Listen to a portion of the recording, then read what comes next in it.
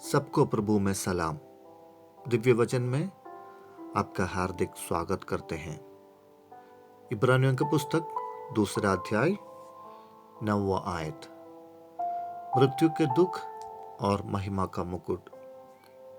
यीशु को जो स्वर्गदूतों से कुछ ही कम किया गया था, मृत्यु का दुख उठाने के कारण महिमा और आदर का मुकुट पहनते हुए देखते हैं, ताकि परमेश्वर के अनुग्रह से हर एक मनुष्य के लिए मृत्यु का स्वाद चखें। शहीदों को और वीर मृत्यु पाने वालों को मृत्यु के पश्चात भी पुरस्कार से सम्मानित किया जाता है।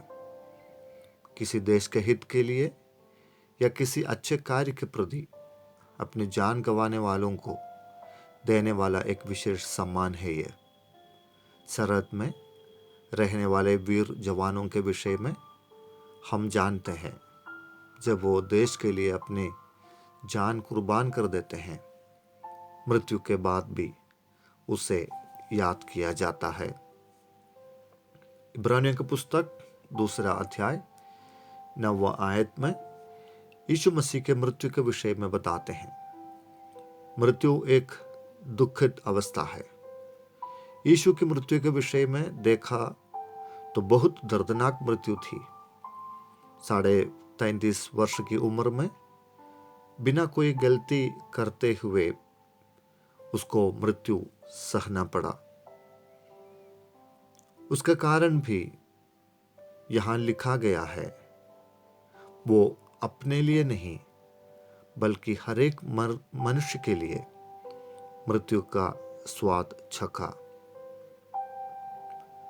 प्रभु यीशु अपनी महिमा और गौरव सब स्वर्ग में छोड़कर एक मामूली मनुष्य बनकर, यानी कि एक दास का रूप लेकर धरती पर आया। वो अपने ईश्वरीय महिमा छोड़ दिया तो स्वर्गदूतों से भी थोड़ा कम महिमा वाला बन गया। लेकिन आश्चर्य की बात यह है कि जब वह सब मनुष्यों के लिए उनके पापों के खातिर पाप की मजदूरी जो मृत्यु है उसको अपने ऊपर ले लिया और सारे पापी मनुष्य को स्वतंत्र कर दिया। इतना एक बड़ा कार्य अपने मृत्यु के द्वारा किया है तो पिता परमेश्वर उसको एक विशेष पुरस्कार से सम्मानित कर दिया। वो था उसकी पुरानी महिमा और आदर। जब वो पाप और मृत्यु को हराया, तब पिता ने यीशु को उस मुकुट पहनाया और उसके ईश्वरीय प्रताप और वैभव में वापस ले लिया और सारे अधिकार और सामर्थ को यीशु मसीह के पांव तले कर दिया। वो महिमामय राजा और सर्वोच्च न्यायकर्ता बना।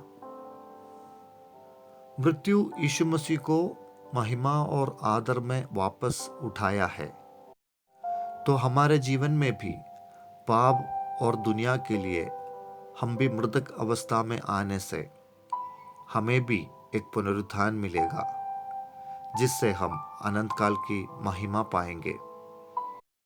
जो कोई पाप के विषय में निष्क्रिय रहे, पाप और शैतान के अधिकार से मुक्ति पाए, मृत्यु को अपनाएं, यीशु मसीह के साथ गाड़े जाएं और यीशु मसीह के साथ पुनरुत्थान पाकर जीवन के नवीन अवस्था में चलते हैं, तो यह हमारे लिए भी एक प्रतिज्ञा है कि हम भी यीशु मसीह के साथ बैठेंगे और उसकी महिमा में सहभागी होंगे।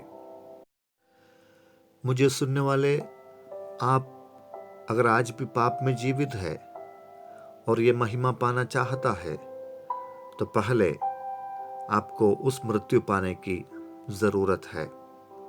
फिर आप महिमा में मसीह के साथ जी उठेंगे और उस महिमा को पाएंगे जो पृथ्वी के उत्पत्ति से पहले आपके लिए ठहराया है। यह दुनिया और इसकी सभी वस्तुएं माया है, लेकिन जो यीशु में है और यीशु के साथ है वो अमर है और आदि से लेकर अनादि काल तक है। प्रभु इन वचनों के द्वारा आपको आशीष करे। प्रार्थना करें। सामर्थ्य अनुग्रहकारी पिता, पवित्र वचन के लिए हम धन्यवाद देते हैं। प्रभु, हमारे लिए आपने जो महिमा ठहराया है उसको समझने के लिए, ग्रहण करने के लिए और उस महिमामय अवस्था में आने के लिए हमें सहायता कर, मदद कर। उसके लिए प्रभु, अगर हमें निंदा सहना पड़े, कष्ट उठाना पड़े, उपद्रव सहना पड़े, तो हमें सामर्थ दीजिए ताकि हम इन सब के माध्यम से चलते हुए आपके उस महिमा को पा सके और उस मुकुट को हम पहना सकें। प्रार्थना ग्रहण करने के लिए धन्यवाद।